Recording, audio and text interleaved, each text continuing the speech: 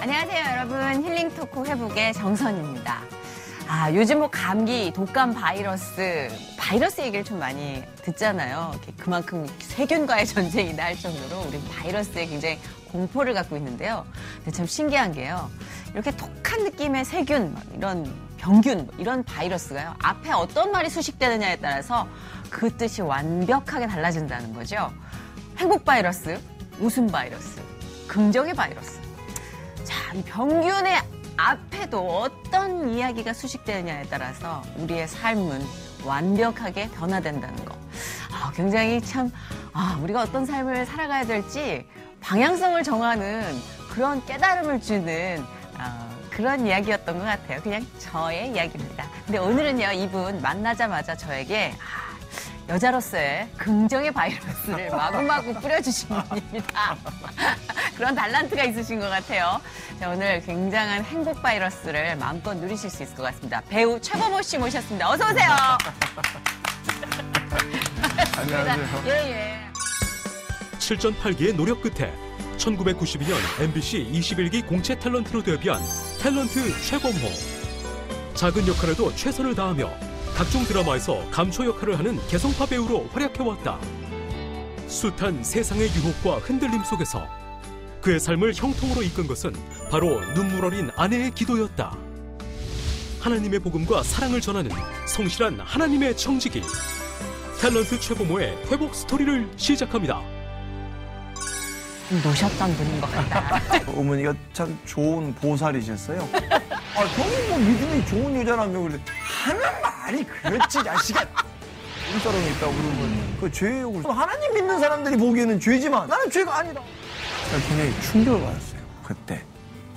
내가 생각하는 복음은 뭔가? 내가 생각한다는 하나님을 사랑한다는 건 뭔가?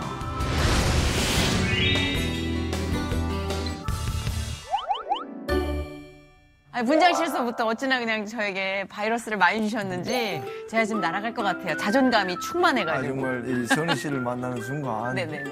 뭐 이렇게 또 기분이 좋고 그냥 선희 자체가 이름이 네. 뭐 예를 들어 착한 선의 기쁠 이자 네. 얼마나 기쁨이 가득한 일입니까? 베풀선입니다. 그렇습니다. 제가 나무니.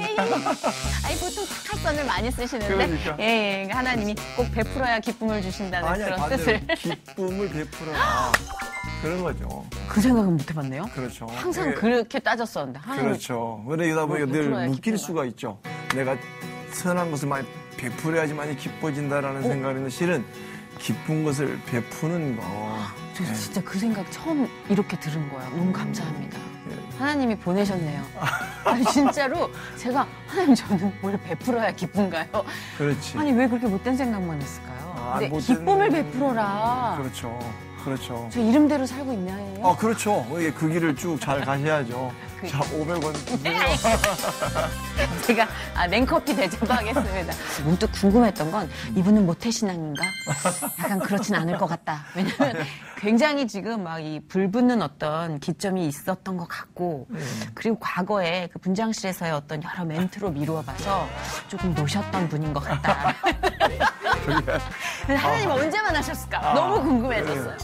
이제 어머니가 네. 저희 집안이 최 씨 집안이 제가 이제 최범호잖아요. 네. 근데 이제 그 전라남도 구례라는 지리산 밑에 네네네. 그래서 이렇게 다 이렇게 한 어떤 그런 시족 사회이기 때문에 거기서 이렇게 할머니가 같은 동네에 살았었는데 이렇게 무당이셨어요. 그래서 우리 집안 자체가 다 이게 뭐 우리 샤머니즘 뭐 불교라고 다 하지 않습니까? 시골에서는. 옛날에는 거의 다 그렇잖아요. 지배적이었죠. 그렇잖아요. 네, 통일신라 전까지만 해도 우리 쭉 이렇게 엄청나게. 그렇잖아요. 네. 3,000년 동안 무속신앙에 통일했었- 지배당했죠. 조선시대 오기 전까지는. 맞아요. 근데 그렇게 이제 그런 속에서 어머니가 참 좋은 보살이셨어요. 그러니까 거기서 말하는 참 좋은 신자, 불교 측에서 말하는 좋은 보살이셨어요. 그래서 성품도 바르시고 아주. 제가 웃는 건 저희 어머니가 생각났어요. 저희 어머니 그러셨구나. 17년간 참 좋은 보살이셨어요. 그러셨구나. 지금 이제 권사님이신데 저희 어머니도 권사님이시죠. 이게 어찌된 일인지는 하나님만 아시는 거겠죠? 그렇죠. 그렇게 하다가 이제 어머니가 내린굿을 받아야 되는 상황에서 네. 그 어머니는 이제 그 내린굿을 못 받겠다. 각 대별로 이렇게 내린굿을 받아야 되는 또 무당계 또 그게 있나 봐요. 네. 그 사촌 할머니가 이렇게 막 이렇게 그럼 너 죽을래? 그랬더니 나 죽겠다고 그랬더니 이렇게 또 이렇게 귀신을 불러들여서 어머니가 쓰러지셔서 이제 죽게 되는 상황이 된 거예요. 눌려가지고. 그래서 이제 아버지는 이제 아내가 죽어가니까 네네. 이제 답답한 거죠. 깨어날 수가 없다 보니까. 그래서 아버지가 그 근처에 있는 이 무당들에게 간 거예요. 세 사람한테 갔더니 그 두 분께서인가 그런 얘기를 하셨대요. 아무래도 귀신을 이기는 것은 예수밖에 없다. 와. 그래가지고는 무속이 있니? 예. 그래가지고는 거기서 이제 시골교회 목사님을 모시고 네. 이제 어머니한테는 그 귀신을 쫓아내고 어머니가 그때부터 이제 신앙생활을 하게 되고 그러니까 최씨 집안에서는 이렇게 호적을 파는 개념이 됐던 거죠. 그렇네요. 예, 떠나게 되는 개념이 됐던 거 그것이 결국은 출애굽이 시작됐던 거죠. 지나놓고 보니까. 그렇네요. 그래서 거기서 한 3, 4년 동안 어머니가 이제 계속 우리는 보통 교회에 가면은 귀신이 없다라고 생각하고 강대상도 교회 귀신이 없다. 어머니 왈 그건 아니래요. 강대상 밑에까지 와서 얼마나 겁을 주고 위협하고 하는지 굉장히 견디기가 힘들었답니다. 근데 한 3년 정도로 그런 해코지 속에서 잘. 그래서 혹시나 지금 우리 시청자들 중에서도 네. 막 우리가 그 교회를 나갔더니 저 아주 그냥 해코지라더라 이런 분들이 있으면 조금만 참으세요. 하나님이 정리하십니다. 그럼 정리하십니다. 조금만 견디시면. 교회에서 상처받은 맞습니다. 분들도 계시니까. 그저 우리가 동물원에 가면은 이렇게 막 사자가 막 으르렁 해도 우리가 겁을 안 내잖아요. 왜냐면 이미 사자는 그 울타리 안에 갇혀 있기 때문에 네네네. 우리가 두려워할 이유가 없는 거죠. 네, 맞아요. 그 울타리가 마찬가지 예수 그리스도의 어떤 그런 보혈의 피가 맞아요. 어머니를 딱 지키기 때문에 주여. 예, 그러니까 아무리 진한 어둠이 있다 할지라도 여기 촛불 하나가 있으면 그 어둠은 들어오지 못하지 않습니까? 네. 그런 것처럼 어머니 안에 계셨던 그런 하나님의 크신 빛이 그 어둠을 이렇게 물려내시고 그리고 또 하나님이 또 그런 어머니의 어떤 그런 그 또 자유의지를 주셨기 때문에 그걸 택할 수 있도록 도와주셨다고 생각해요. 그래서 이제 저한테 하나님을 믿으러 군대를 제대했더니 갑자기 어머니가 이제 갑자기 뭐 예수님 믿자고 그래. 그래서 미쳤어? 내가 우리 예수님 왜 믿어? 나 부처님을 배신할 수 없다. 그래가지고 의리로. 아이고 우리 의리가 있어야지. 그런데 이제 그런 속에서 이제 학교에 연극하고 있었었는데 서울에 올라오게 되었고 그때 이제 어떤 그런 자수성가라든가 금요환영을 꿈꾸고 서울에 올라오게 됐죠. 91년도에. 그래서 그때 이제 그 탤런트 시험을 보게 돼서 KBS 2번 떨어지고 MBC도 떨어지고 SBS 그때 개국하고 이러면서 떨어지고 그래서 제 마음이 굉장히 바닥을 쳤을 때 네. 이제 갈 길이 없었을 때 그때 네. 이제 만으로 29인가 됐었는데 없었을 때 그때 이제 너무 답답하다 보니까 네. 어머니 저 지금 방송부 시험 있는데 어떻게 했으면 좋겠냐고 그랬더니 어머니가 하시는 말씀이 부모야 너 저 축복에 기차 타냐 그래서 구례 어떻게 오냐 그래 구례를 네. 그래서 구례 티켓 끊지 왜 그랬더니 너 축복의 열차를 타고 싶냐 그래서 아이 짤땡이 소리 말고 뭐 어떤 놈이 축복을 싫어하는 사람이 누가 있어요 그렇잖아요 복을 싫어하는 사람이 누가 있어 어쩜 그러면 그 당시 선이 아들 느낌일까? 그러니까 선희 씨도 돈 싫어해 아니잖아 그럼요. 환장하잖아 우리가 굉장히 없어서 좋아합니다. 예, 그렇지 그래서 어머니가 그러길래 어머니 저는 왜 그러냐고 그랬더니 어머니야 축복의 열차를 탈 수 있는 비결이 있단다. 그게 뭐예요? 그랬더니 티켓을 끊으래요. 그래서 티켓이 뭐예요? 그랬더니 예수 세례를 받으라는 얘기라는 거예요. 그래서 진짜로 세례를 받으면 축복의 열차를 탈 수가 있냐? 그랬더니 탈 수가 있대요. 알았다. 그래서 제가 그때 방송국 MBC 21기 시험이 발표될 이제 접수가 되기 전에 네. 광고가 나왔을 때가 있었어요. 그때 바로 낙향을 한 거죠. 그래서 이제 목사님 앞에 가서 이제 무릎을 꿇고 급조된 세례를 제가 우리가 또 좀 그런 거 있잖아. 이렇게 정식 코스로는 못 가는 성질이에요. 그게 너무 공감합니다. 잘못된 거예요. 근데 어쩔 수가 없어. 왜냐면 하나님은 뭐 세례 받기 전에 입학을 하고 뭐 이런 게 있더라고. 근데 저는 급조된 세례를 받게 됐죠. 그래서 목사님께서 그렇게 물으셨던 것 같아요. 하나님이 창조주인 걸 믿습니까? 그러면 목사가 거짓말 하겠어? 그래서 아멘. 그러면 또 이제 뭐 예수님이 이게 내가 죄인인 걸 믿습니까? 아멘. 내가 믿거나 말거나 내가 무슨 상관이에요, 그게. 급조해야 되니까. 지금. 그때, 그리고 목사 그걸 알겠어요? 자기가 내 마음에 들어와 봤어? 모르잖아. 그 당시엔 딱 그런 딱 그렇지. 마음이었겠네. 그래서 그렇게 계속 세례문답을 하셨어요. 그래서 제가, 예수님이 3일 만에 죽은 걸 믿습니까? 근데, 아멘. 3일 부활하시고 하나님 자녀가 된 걸 믿습니까? 아멘. 그런 고백들을 드리고 서울에 올라왔죠. 그래서 이제 다 끝났다고 생각을 했는데 저는 이제 방송국에 합격했다고 생각을 했었어요. 근데 어머니가 갑자기 또 전화가 왔어요. 하시는 말씀이 부모야 너 이제 말씀을 외워라. 말씀을 붙잡아라. 그래서 그게 뭐요? 그랬더니 네가 어머니 다 끝난 거 아니에요. 그랬더니 그걸로 부족하네요. 그래서 아니 세례를 받으면 된다며. 그랬더니 그게 아니래. 이게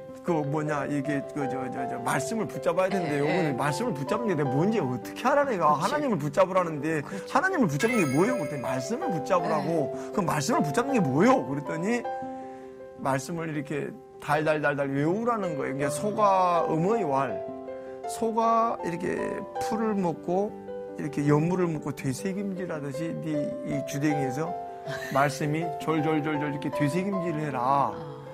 그 다음에 거미줄 똥구멍에서 거미줄이 졸졸졸졸졸 끝없이 나오잖아요. 네. 그런 것처럼 네 입에서 말씀이 졸졸졸졸졸 나오게 해라. 그것이 말씀을 붙잡는 거라. 어머니 시골 상황에서는 이제 그게 아마 저에게 맞는 눈높이의 어떤 그런 복음이 아니었던가. 근데 그거 진짜 중요한 거잖아요. 그렇죠. 가장 맞습니다. 기본이잖아요. 그래서 그 뭐요? 그랬더니 예레미야 33장 말씀이었어요. 그게 이제 그 일을 행하는 여호와 그것을 위해 성취하는 여호와 그 이름을 여호와라는 자가 이같이 일어나는 너는 내게 부르시리라. 내가 알지 못하는 크고 비밀한 일을 내게 보이리라.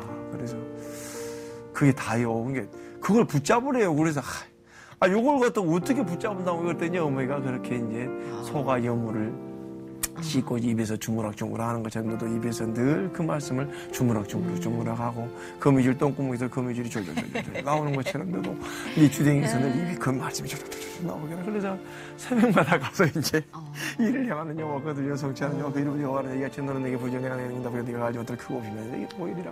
하나님 나에게 크고 비밀한 일을 보여달라고 크고 비밀한 일을 보여달라고 계속 기도를 했었어요. 그래서 그때 이제 접수가 시작이 됐었는데 그때 접수 번호를 제가 이제 이거 안 되겠다. 이왕이면 하나님의 일을 할 바에는 내가 1번으로 내야지. 그래서 제가 어차피 뻥을 칠 바에야 화끈하게 치자. 그래서 내가 1번으로 해서 하나님이 내가 복음을 전하는 내가 용기자가 되겠다고 또 뻥을 딱 친 거예요. 그때 가서 그래야지만이 그분이라는 분이 나를 갖다가 이렇게 새끼 참말로 예쁘다 해주실 것 같은 생각이 들어서 그냥 거기까지 오기까지는 방송도 많이 떨어졌지만은 제가 이제 그때 당시 여동생 집에 살았었죠. 저기 구로 쪽에서 늘 여기 여의도까지 걸어 다녔어요. 아이고, 돈이 없어서 영등포 고가 철거되기 전에 늘 그 종근당 회사에 있었어요. 쭉 걸어 다니기도 하고 그 화양리라고 있었어요. 세종대학교 거기서 이제 그 연탄만 드러내는 그런 방에서 이렇게 이제 뭔가를 성공해 보려고 살아보려고 죽지 않으려고 이 땅에서 어떤 그런 조용필 씨 노래 있잖아요. 화려한 도시를 그리며 찾아와 이런 노래 있잖아요. 서울에 올라와서 나도 어떤 좀 인정받고 싶고 나도 그런 어떤 그런 화려한 불빛이 되고 싶었고 스포트라이트를 좀 받고 싶은 그런 삶이 되고 싶어서 이제 그분을 이용한 거죠. 그분을. 저 너무 찔려가지고. 하나님은 홍해를 가르는 어떤 능력, 파워. 저는 이것을 좋아해요. 하나님과 함께 이렇게 워킹하면 걷는 거 싫어합니다. 왜 걷기를 하나님이 그냥 능력으로 착착, 그냥 샥짝 아주 그냥 하이웨이 대로를 샥 홍해를 여는 것처럼 그런 하나님의 능력을 원했던 게 저의 인생이었고 저의 신앙이었습니다. 그래서 이제 그런 가난함 속에서 결국은 방송국 시험을 보게 됐고 근데 이제 1차 시험 보게 되고 그래서 이제 제가 하나님한테 거래를 한 거죠. 제 깐에 성원을 하면서 소원을 하면서 뻥을 치면서 내가 저 다이아를 뺏기 위해서는 내가 어떻게든 죽는 신용을 하겠다. 그래서 제 뻥이랑 너무 똑같아가지고 제 서원 기도가 그거였거든요. 지금 말을 못하겠어. 아니 근데 왜 우리 성향이 이렇게 비슷하죠? 어차피 죄인이라서 그래서 아이고, 아무튼 참. 다음 얘기했으면 아무튼 그 소원이라는 것도 하나님이 안 받으시는 소원은 파기할 수가 있다라는 얘기를 듣고 제가 그래도 이제 조금 회복이 되고 자유하게 네, 됐습니다만은 내가 약속한 것이 아니라 그분이 내가 안 받겠다 했을 때는 그 소원도 파기되는 예. 자, 저 아무튼 그래서 이제 소리만 되고 2차도 안 될 줄 알고 포기를 하고 내려갈까 하다가 됐고 3차 시험 볼 때도 이제 결국은 됐어요. 이제 하나님께서는 저에게 크고 비밀한 일을 보여주셨던 거죠. 근데 사기꾼이 그런 것 같아요. 늘 딱 선희 씨한테 내가 1억을 빼겠다 싶으면 5천만 원 기가 막히게 투자합니다. 내가 5천만 원 이익이 있으니까 내가 남는 장사가 있잖아요. 저는 하나님께 그렇게 뛰어들었던 것 같아요. 예. 되자마자 저는 바로 떠났죠. 이 눈이 막 떠난 것이 아니라 see you, goodbye죠. 우리는 뭐 이거 영어로 다음에 봅시다. see you later 뭐 이런 거 있잖아요. 네. 예, 그게 아니라 goodbye, again이 아니라 수고하셨습니다. goodbye, 왜요? goodbye. 우리는 어느 날 이렇게 하나님께서 부르실 때에는 천국에서 만납시다 이거지 않습니까? 굿바이가 아니고 근데 그때만 해도 이렇게 바로 그냥 바로 36개가 제 또 주특기 아니겠습니까? 그래서 하나님을 떠나게 됐고 근데 내 몸은 자유였습니다만 내 영혼은 그냥 꽉 어떤 그런 돈에 인기에 인정에 어떤 그런 내 욕망에 내 욕구에 이런 것에 붙잡혀 있는 그런 삶을 네. 살았고 거기에서 이제 건져냄을 받았던 것이 이제 한 여자를 만나게 되는 드디어 연애와 결혼의 출입구에 섰습니다. 제가 진짜 그 생각했거든요. 동생이 갑자기 전화가 왔어요. 형, 내일 좀 나가라고 어디를 그랬더니 뭐 여자친구가 뭐 있다고 중매를 좀 해놨다고. 그래 알았어. 뭐 하는 여자냐 이게 뭐 애들 가르치고 그런데 그래 만나봤냐 그랬더니 아니요. 근데 믿음이 좋대요. 뭐라고? 믿음이 좋다. 진짜 전화 끊어 임마. 이 자식이 무슨 그거하고 나하고 무슨 상관이야 임마 그랬더니 형이 뭐 믿음이 좋은 여자라며 그래. 하는 말이 그렇지 자식아. 이왕이면 다홍치마지 자식아. 이왕이면 돈도 좀 있고 좀 이렇게 좀 선희 씨처럼 좀 이렇게 좀 개미 흐리고 좀 날씬하고 좀 이렇게 되고 이런 게 믿음이 좋은 여자. 다홍침하고 좀 돈도 좀 있고 좀 이런 이 여자지. 방송을 보는 형제분들 중에 뜨끔하시는 분들이 꽤 제 계시잖아요. 아내는 그런 어떤 그런 다홍치마를 원해요. 이왕이면 하나님도 믿고 세상적으로도 잘 되고 믿음도 좋고 요것도 좋고 누이 좋고 매부 잡고 도랑 치고 가지 잡고 우리가 다 이런 그렇습니다. 것을 원하는 하나님 한 분만으로는 안 된 것 같아요. 우리가 다 그래서 그렇습니다. 서인 씨는 안 그러겠지. 아니에요. 아니야. 거울 보는 것 같아요. 진짜로. 그래서 그 만나라 그러기를 됐다. 그랬더니 꼭 좀 만나라고. 그래서 알았다. 그래서 나갔어요.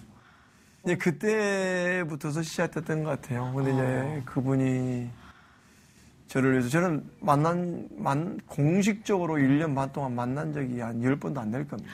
사귀는 동안이요? 예, 손도 안 잡았어요. 끼일까봐. 그 다음에 당신의 길과 내 길은 다르다. 내 길은 그게 아니 당신하고는 계속 길이 다르기 때문에 만날 이유도 없다.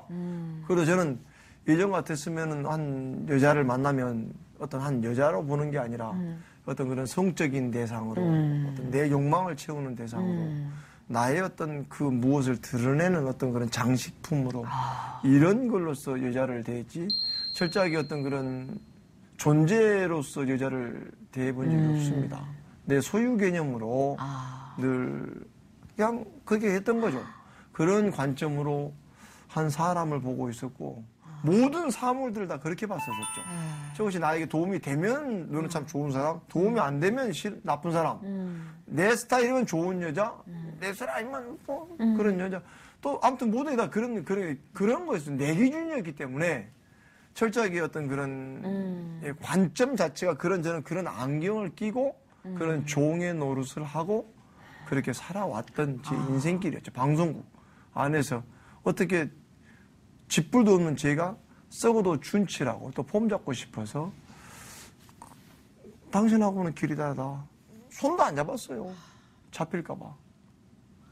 근데 그 여자분이 참 저를 위해서 많이 이렇게 부르짖고 눈물로 많은 기도를 하고 결국은 그 여자분이 이제 하도 제가 돌아서지 않으니까 네. 한 달만 기도를 해보자고. 기도할 거 없다고. 이미 당신의 길과 내 길은 다르니까 그냥 끝내자고.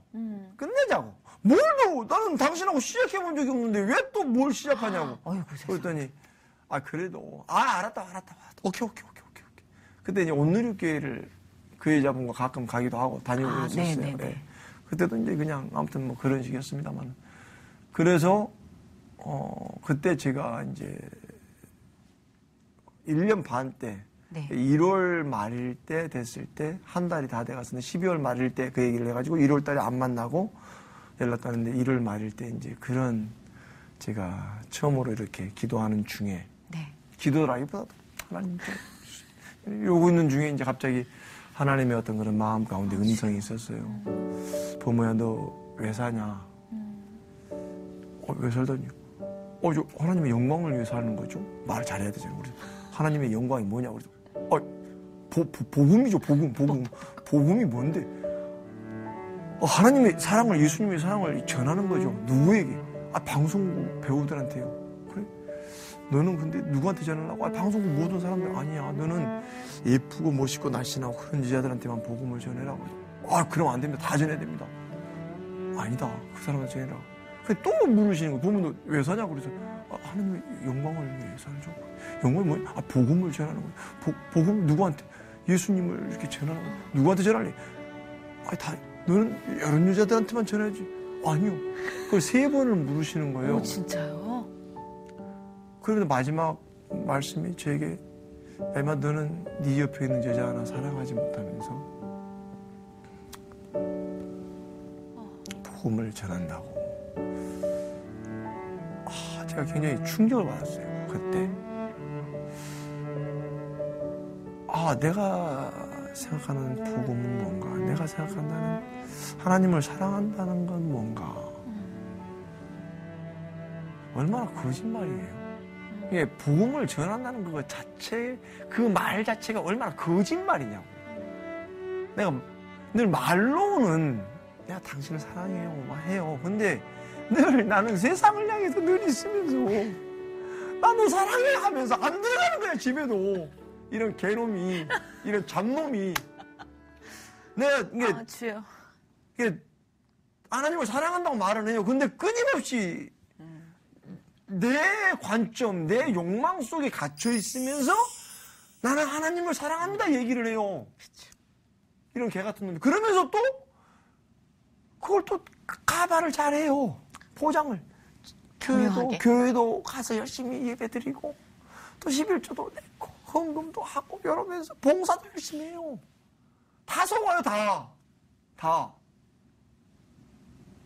하나님께서 부모야 너 옆에 있는 여자를 사랑하지 않으면서 복음을 전한다. 그럼 내가 생각하는 하나님은 뭐고 내가 생각하는 복음은 뭐고 내가 생각하는 예수는 뭐고? 그때 제가 알겠습니다. 결혼하겠습니다. 그래서 만나자 그랬어요. 다음날이 토요일이었던 것 같아요. 1월 거의 말때 마지막 토요일이었었는데 만나자고 전화를 했어요. 전화를 해서 온누리교회에서 만났어요. 그때.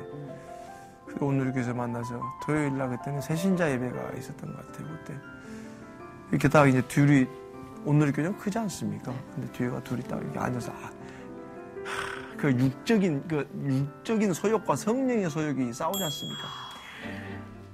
내가 도저히 인정할 수가 없는 거예요, 이 여자를. 인정이 돼? 진짜 웃을 일이 아니라니까, 진짜.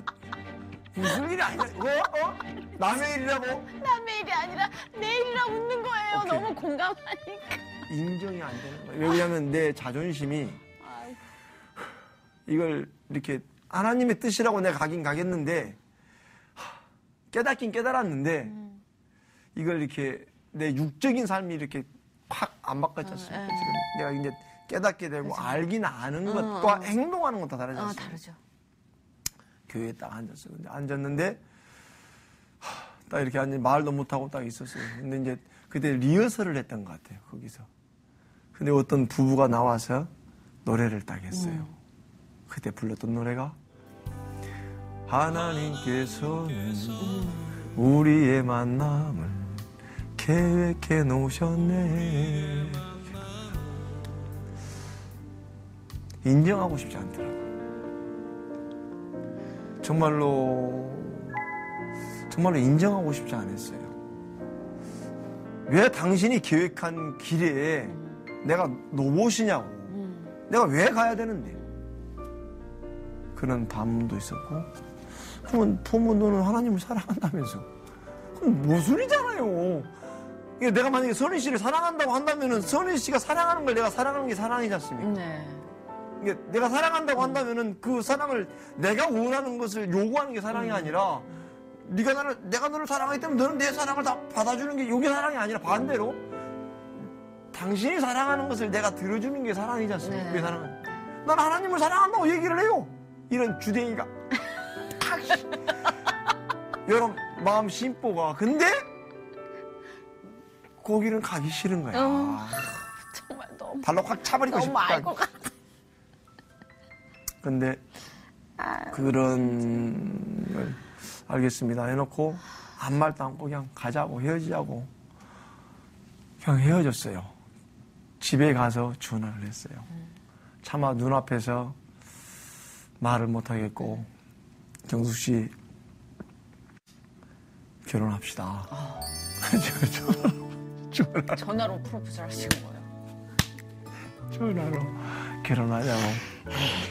그래서 2월 초에 상견례하고 3월 초에 한 달 한 10일 만에 결혼을 해서.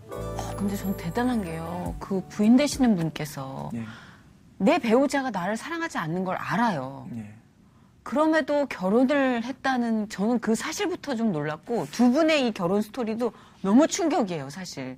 그러니까 제가 크리스찬인데도 이런 충격을 받는다는 게 부끄러운데 사실 그렇잖아요. 우리가 그렇죠. 수많은 결정을 할 시기에 하나님께 진짜입니까? 하나님 알겠습니다. 사실 여기에 결혼은 포함되어 있지 않을 경우가 많잖아요. 그럴 수 결혼은 개인적인 감정이 그럴 수 뜨거워져서. 그럴 수 있죠. 근데 지금 두 분 같은 경우는 정말 거의 100% 하나님의 그렇죠. 그죠? 지나놓고 보니까. 개입으로 인해서. 근데 이제 그게 아내는 처음 나올 때 그때 당시 이제 큐티를 했던 것 같아요. 근데 요한복음 15장 끝에 말씀인가, 끝에 말씀, 14장 끝에 말씀인가, 15장 끝에 말씀인가에 너희 시작과 함께 내가 같이 할 것이다라는 그 말씀을 붙잡고 나온 거예요. 네. 그러니까 아내는 흔들림이 없었어요. 그러면 내가 그랬어요. 자, 됐다고. 그것은 하나님 믿는 사람들 얘기라고. 나는 이러면 결혼 안 해. 난 이렇게 조롱당하면 난 결혼 안 해. 진짜. 근데 너무 훌륭하신 분인 것 같아요. 근데 부모님께서. 그 친구는 다윈 얘기를 했던 것 같아요. 제가 아까 말했던 어떤 그 being과 doing, 그 당시 때 아내가 저에게 했던 말이에요. 도모씨 저는 당신의 존재 자체를 사랑합니다. 근데 이제 그런 얘기. 내가 어디 있어요? 그러면, 나 지금 술 먹고 있다고, 룸사롱에 있다고 그러면, 그거 죄예요. 그래서 뭐가 죄냐고. 그러면은, 그것은 죄입니다. 그건 하나님 믿는 사람들이 보기에는 죄지만, 나는 죄가 아니다. 여자들하고 예를 들어서 뭐 돌아다니고 뭐 그냥 그 어떤 그런 육체적인 어떤 그런 것들 하다 보면 그건 왜 죄냐고. 그건 하나님 믿는 사람들이나 죄라고 하지 믿지 않는 내가 왜 죄냐고. 그러면은 아내는 뭐라고 얘기했냐면 보모씨 바이러스가 아까 바이러스 얘기했죠. 바이러스가 보여요 그러면 안 보인다고. 그러면 세상적인 근데 바이러스는 현미경으로 보면 보인다고. 맞다고. 세상적인 잣대로는 그게 바이러스가 안 보이듯이 세상적인 기준으로는 그것이 여자를 탐닉하고 이런 게 죄가 아니지만 하나님의 잣대로는 현미경이 바이러스가 보이는 것처럼 하나님의 기준은 죄라고. 버모 씨가 믿든 믿지 않든 오케이 No problem. 전혀. 정말 묘한 커플이야. 근데 아내는 진짜. 그때 무슨 얘기를 했냐면 저희 다윗 멋있다. 얘기를 했던 것 같아요. 네. 다윗이 어떤 그런 씨앗이셨을 때 하나님께서 그가 먼 날 하나님을 사랑하는 마음에 합한 그런 왕이 되길 소망으로 있었던 것처럼 어리지만 사무엘이 어리지만 씨앗이었지만 그 씨앗이 자라서 우리는 다 씨앗으로 같지 않습니까? 그렇죠. 씨앗을 갖지만 그 씨앗이 어떤 모양이 될지는 모르지 않습니까? 그 말 그대로 소망 가운데 하나님의 신뢰함 가운데 있는 거라고 생각해요. 아내는 저를 아마 하나님도 저를 조그만 씨앗이었을 때 제 안에 예수라는 조그만 씨앗이 내가 비록 하나님을 사기쳐서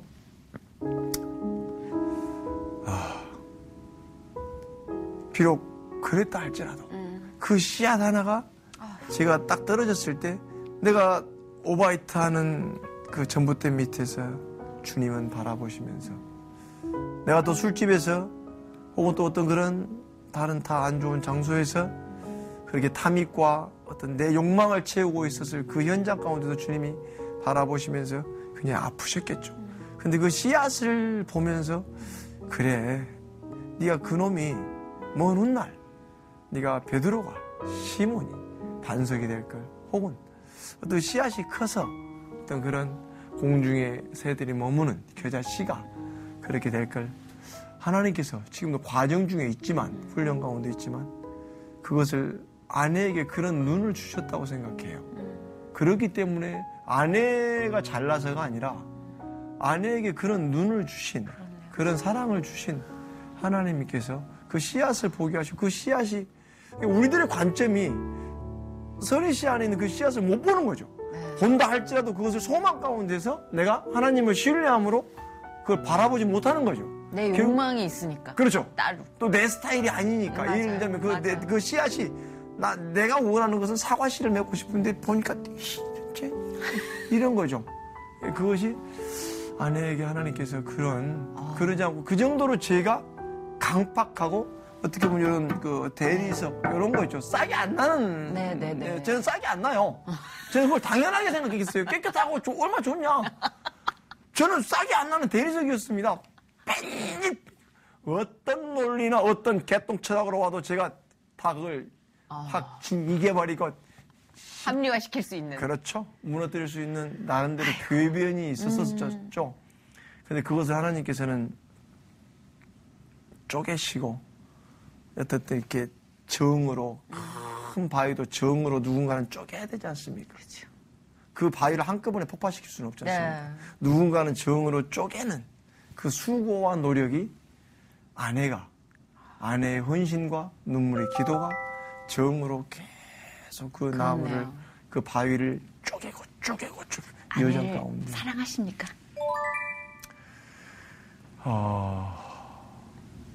그렇죠. 지금 그 사랑이 어떤 제 육적인 내 만족에 의한 그 사랑이 아니라 정말로 천국에 가서도 같이 산대요. 저는 저 충격받았던 게 천국에 가서는 안 살 줄 알았어요. 지금 부부를 천국에 가서는 일도 않고 그냥 맨날 예수님만 찬양하고 이렇게 있을 줄 그렇게 들어왔었죠. 네네. 지금 부부 가족은 그냥 그걸로 끝이었었죠. 네. 근데 이 땅에서만 어떻게 그냥 교회 다니면서 잘 다니고 이러면 될 줄 알았죠. 근데 이 땅의 모형들은 다 그림자지 않습니까? 네.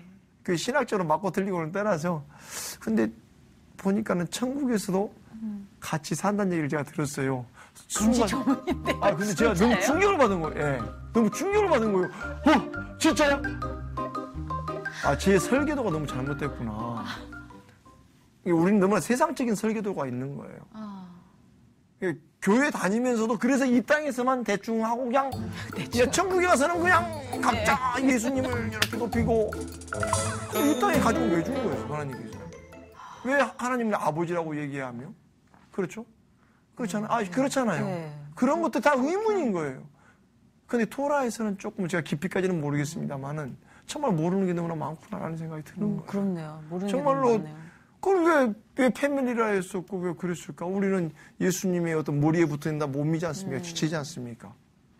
원 바디, 원 하트라지 않습니까? 우리가 다 하나됨이지 않습니까? 네. 여러분, 지치고 지치면 다 하나지 않습니까? 그럼 뭘까? 아무튼 이건 신앙적인 부분은 좀 다른 얘기였습니다. 네. 아무튼 아내를 사랑합니다. 어떤 감정의 문제가 아니라 그런 천국까지 가서 정말 이번에 베트남 가서도 베트남에는 왠지 하나님이 조금 안 계실 것 같은 생각이 살짝 들더라고. 우리가 믿지 않는 그 땅을 바라보는 있잖아요. 편견들이 있어요. 오래간만에 또 베트남 저 여자들 또 보니까 또 죄성이 또 순간 또 이렇게 올라와도 그래서 근데 하노이에 또 그 여인 가날픈 여인들 아우자이. 근데 제가 문자를 보내서 아내한테 나의 꿈은 당신과 원 바디, 원 하트 되는 것이다. 저는 예전에는 돈을 많이 버는 것이 남편의 목적이었기 때문에 남편의 역할은 남편이 뭐냐, 아내가 뭐냐 저는 몰랐어요. 왜 애를 낳는데 몰랐습니다. 그냥 창세기 1장 28절 말씀에 그냥 근거해서 그냥 애를 낳는 사람. 남편은 그냥 돈을 벌고 외식 좀 시켜주고 관광 좀 하고 그냥 적당히 집에 빨리 들어오고 이러면 남편의 역할이 끝이라고 생각했어요. 애들 교육 좀 신경 쓰고 이게 남편이라고 생각했어요. 그게 아니다라는 것을, 그게 틀렸다라는 것이 아니라 그게 아니다라는 것을 남편의 역할은 철저하게 그게 아니구나. 하나님의 형상을 살아내는 것이 우리 남편의 삶이구나. 정말 많은 것들. 그래서 아내랑 하나 되는 것이 제 삶의 목표입니다. 아내랑 원 바디, 원 하트 되는 것. 저는 행복해지기 위해서 결혼했던 게 사실이에요. 그래서 저 여자랑 결혼하면 저는 불행할 걸로 생각했어요. 내가 원하는 스타일이 아니기 때문에. 근데 그게 아니라. 분해. 내가 아내가 아닌데 왜 분하지? 근데 우리는 행복해지려고 결혼하는 게 아니라 네. 사랑하기 위해서 결혼한다는 사실을 알게 됐습니다. 사랑 속에는 불행도 있는 거예요. 사랑 속에는 행복도 있는 거예요. 당신이 건강해도 사랑할 수 있고 건강하지 않도 그래서 서운하는 것 같아요. 당신이 건강하든 건강하지 않든 돈이 있든 없든 가난하든 병들든 사랑하겠습니까? 사랑하겠다고 말을 했어요. 근데 나의 삶을 보면 그렇지 않더라고요. 그냥 돈만 열심히 벌고 일 열심히 해서 이렇게 남편이 되면 다 끝난 줄 알았어요. 그게 아니구나. 하나님의 교육은 그게 아니구나. 네가 돈을 못 벌어도 아내랑 하나 되지. 돈을 아무리 많이 벌어도 아내랑 하나 되지 않으면 꽝인 거예요. 정말로 돈을 내가 아무리 인기가 많아도 아내랑 하나 되지 않으면, 아내랑 하나 되는 것에 관심이었으면 무슨 의미가 있어요? 아무리 뛰어난 목회자라고 해서 10만 명, 100만 명, 1000만 명의 목회를 한 번에 뛰어난 신학을 갖고 있은 번에 아내하고 별거를 하고 있다면 무슨 의미가 있습니까? 하나님은 그걸 어떻게 보겠어요? 저는 내 관점이 문제가 있었구나. 내 삶이, 내가 얼마나 인기에 돈에 나는 속고 있었구나. 내 목표가 너무나 잘못됐구나. 내 설교도를 누가 짜준 거야? 세상의 논리의 설교도 속에 나를 갖춰 있는 거예요. 배우분을 모시면 사실 이 배우로서의 야망, 욕망, 아까 언급하셨던 명예. 사실 저희가 이제 방송을 하는 사람으로서 공감할 수 있는 욕망의 덩어리들이 있잖아요. 예. 하나님이 전혀 우리가 상상할 수 없는 사람, 존재를 쓰셔서 한 사람을 다듬으시는구나라는 거를 오늘 최범호 씨를 통해서 알게 된 거예요. 저는 이게 어떤 역할이나 만난 어떤 배우나 그리고 자신의 무대 안에서 이렇게 깨우쳐가는 그런 되게 뻔한 어떤 간증 스토리를 생각했다면 와 하나님 진짜 예측 불허의 한 사람의 마음속에 그 사랑으로 스며드셔서 맞습니다. 배우로서의 이 삶까지 다 바꿔놓으시는 거잖아요. 눈빛도 행동도. 맞습니다. 이게 가능할까? 앞으로 그런 삶을 이 땅에서의 삶이 그런 여정이 좀 그런 삶이 되고 좀 어떤 제가 생각하는 광야는 늘 교회에서 들어왔던 대로 힘들고 어렵고 돈 없고 무명이고 먹고 살기 힘들고 이것을 저는 광야라고 보통 우리가 알지 않습니까? 인생에 어려움이 있다 그러면 나 광야 길을 거기하고 있어 빨리 약속의 땅에 들어갈래 이러지 않습니까? 아니, 저는 사실 광야가 요람이라고 생각해요.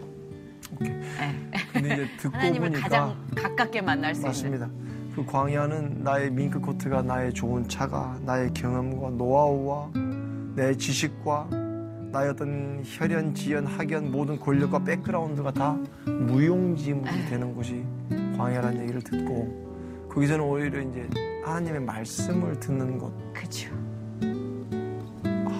그렇고. 근데 저는 그 광야를 참 싫어했거든요. 아우 저도요. 아유 귀양지라고 생각했지.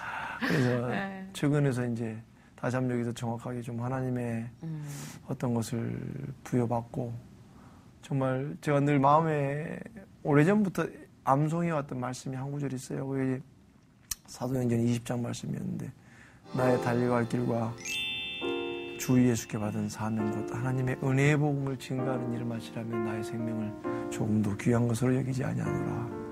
그거하고 이제 비슷한 말씀 빌립보서 1장 20절 말씀인데 나의 간절한 기대와 소망을 따라 아무 일든지 부끄럽지 않냐고 지금도 전과 같이 이제도 온전히 담대하여 살든지 죽든지 내 몸에서 그리스도가 존귀히 되게 하려 하니 이는 내게 사는 것이 그리스도니 죽는 것도 유익함이라.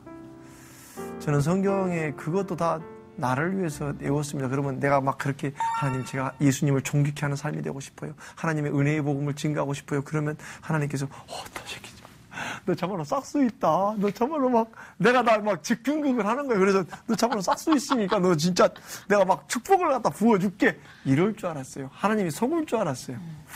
그리고 저는 하박국 3장 그 뒷부분에 나온 말씀이 있거든요. 비록 무화과 나무가 무성치 못한 포도나무 열매가 없으며 감람나무 서출이었고 밭에 식물이었고 뭐 우리의 양이었고 요양간에 소가 없으리라 여호와를 이렇게 기뻐하며 막 내가 그러면 보면 너 진짜 대단하다 그럴 줄 알았어요.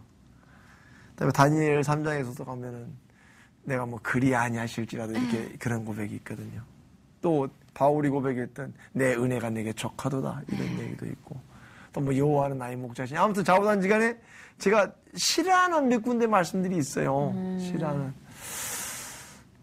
근데 지금에서야 그런 말씀들이 조금씩 사랑스러워지고 조금씩 귀하게 여겨지고. 솔직하게 말씀해 주셔서 감사해요. 그 치열한 전투를 엿봤어요. 맞습니다. 예수님을 만나기까지의 그 치열한 전투. 그렇지만 기어코 승리로 이끄시고 아멘. 많은 그분의 사랑을 엿봤습니다. 아멘. 너무 감사하고 마지막으로 우리 나누고 싶은 비전이나 생각하시는 바를 조금 전해주시면 기도할게요. 또 시청자 여러분께서 기도해 주실 겁니다. 아마 아까 삶을 통해서 방송국에서 좀 아내랑 제가 예수님을 신랑이라고 하고 저희 부부가 보통 우리가 교회가 신부라고도 하고 저희들이 신부지 않습니까? 근데 저는 제 아내가 결혼을 했는데 아이를 잉태하지 않으려고 하면 참 아내한테 많이 속상하고 힘들 것 같아요. 네.